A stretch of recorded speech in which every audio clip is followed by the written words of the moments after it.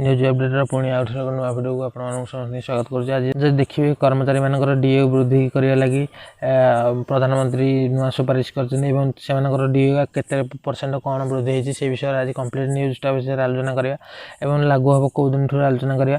देखिए सरकारी कर्मचारी दरमा वृद्धि होली को आखि आगे रखी मोदी सरकार यही उदार आभिमुख्य दर्शाई उभय कर्मचारी एवं पेंशन भोगी दरमा वृद्धि में विस्तृत खबर प्रकाश पाई। होली रही पूर्व पदक्षेप मोदी सरकार प्रशंसनीय। केंद्र कर्मचारी और पेंशन भोगी महंगा भत्ता डीए बा रिलीफ भत्ता डीआर को 46% रु 50% को वृद्धि कर। देखिए जब पूर्व 42% थी 42% बढ़ी 46 है 46 बढ़ी 50 हो यहीटा कौ दिन लागू हम से विषय में आज कम्प्लीट आलोचना करा।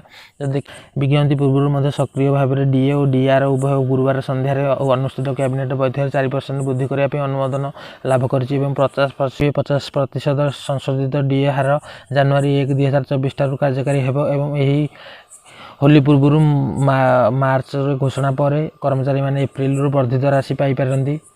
पूर्व 46% जो रही आमर डीएटा बर्तमान 50% को वृद्धि पाई। जो मानकर जी बेसी पे रही से 46% हिसाब से कैलकुलेसन होता बेले बर्तमान 50% बा 1.5 गुण हिसाब से कैलकुलेसन हम।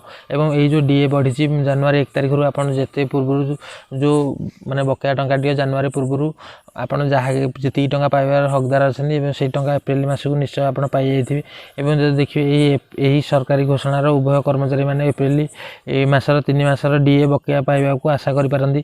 तेणु यहाँ मुझे आप निश्चय पाइबे डीए जो 40% जनवरी 1 तारिख आपंकर कैलकुलेसन हो। नवेम्बर पूर्व जब देखिए कर्मचारी मैंने 4% वृद्धि सहित यह पूर्व डीए 46% थी कि बर्तमान 50% को वृद्धि पाई। जब देखिए आ गए न्यूज अपडेट हो मार्च मस पूर्व होली पूर्व आपंकर यही दरमाटा कम्प्लीट माने एप्रिल मस 1 तारिख लागू कर।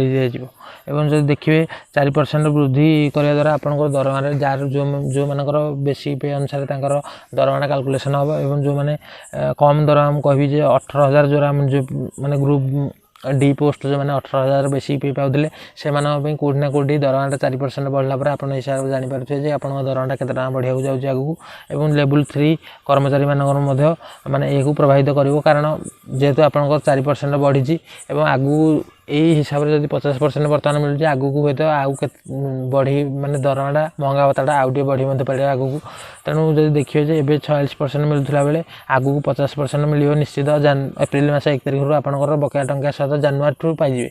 नवेम्बर ठू हूँ पाई न पारती किंतु जनवरी ठू आप निश्चय आप बकाया टंका पाइबे ए कौन सन्देह ना। जब देखिए यही अपडेट न्यूज अपडेट जो केंद्र सरकार घोषणा कर आम जेकोसी न्यूज भी आगु भी देखीजे सबुथ देखिए राज्य सरकार केंद्र सरकार जो दरमाटा वृद्धि करेंगे राज्य सरकार निश्चय तार केते दिन पर आमर हूँ तो वीडियो अपलोड होला बेलू आमर माने राज्य सरकार 40% 50% वृद्धि भी करें किसी द्विमत ना।